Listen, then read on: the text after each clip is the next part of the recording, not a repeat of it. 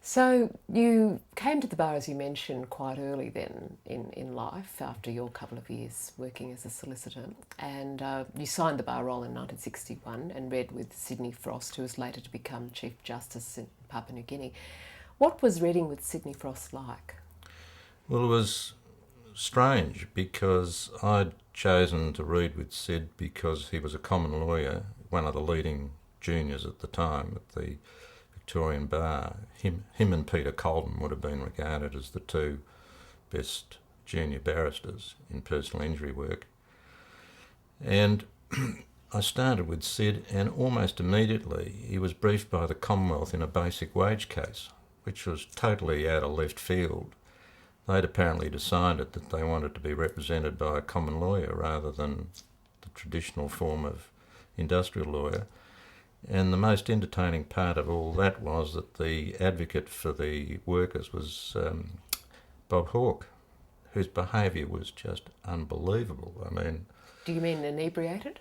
No, he was always sober, but he was unbelievably rude. And in fact, Sid once commented to me that if his behaviour in the tribunal before he was appearing had been a barrister, he would have been dealt with by the Ethics Committee. I mean, it was just mind-blowing the way he addressed the bench. Why do you think he behaved that way? Well, I think he thought that was the technique to get their attention and intimidate them.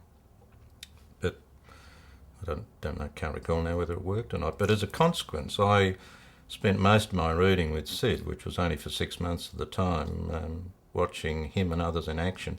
The leading counsel for the employers was Dr. Coppell, and the friction between him and Bob Hawke was palpable and amazing to watch. Who do you think was the ultimate victor in that sense? Well, I think it was a pretty even battle, actually. Their techniques were dramatically different, but they both fought for their causes.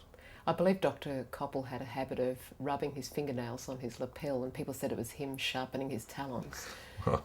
Did you see much of that while he was engaged in battle with Bob Hawke? I was fascinated by the interchange between Hawke and Coppell, but I can't recall watching him sharpening his fingernails. What was Sydney Frost like as an advocate? Oh, he was very good. He was sensible. He used to cut to the chase pretty quickly, and a good jury advocate and a very nice man.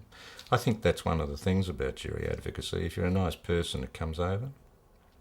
Did you feel in any way that you wanted to emulate his style, or did you have a good sense right from the beginning of your own style and your own approach?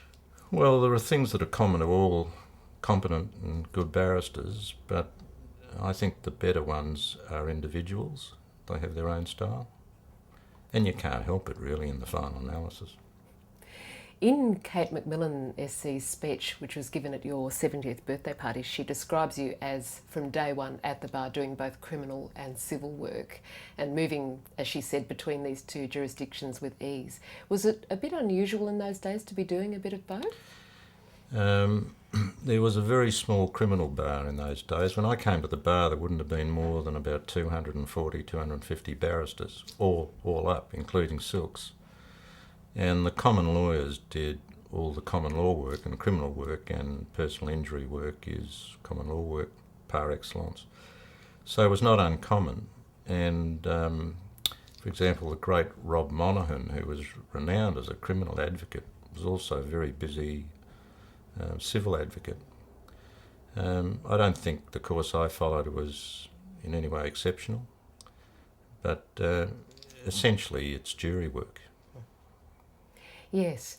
Did you watch much of Rob Monaghan in action, or did you get to see some of these other well-known advocates at that time? Well... or were you briefing any of them? When I could, I did, but in those days the bar was very busy, and if you could string two sentences together, it wasn't hard to be successful. So we were all pretty busy at the junior bar, and you would go out to the magistrates' court with 2, 3, 4 briefs. That all changed.